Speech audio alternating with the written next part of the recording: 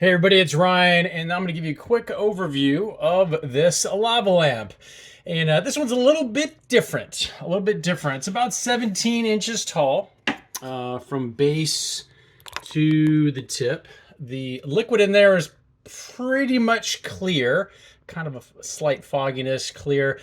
But the lava, like a traditional lava lamp, is also clear. And that's because there's these stars added. So the stars, instead of there being sort of a visual lava effect, you have these stars that are actually moving a little bit more than traditional lava lamps as far as the movement. Normally the lava lamps have like a glob or whatever, and this just sort of has a slow amount of these silver little bitty stars kind of going everywhere. And what it does is it kind of, you can see there, it casts this kind of a starry effect on the walls. Pretty cool stuff. This is, it's pretty warm, I mean, you can see I can put my hand on it. This top comes off. Not that you would empty it and refill it.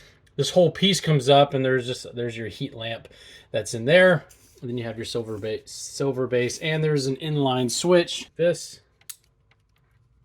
So if you're looking for a lava lamp that's more starry than a lava type, this just might be the lava lamp for you. Hopefully that helps, and we'll talk to you soon.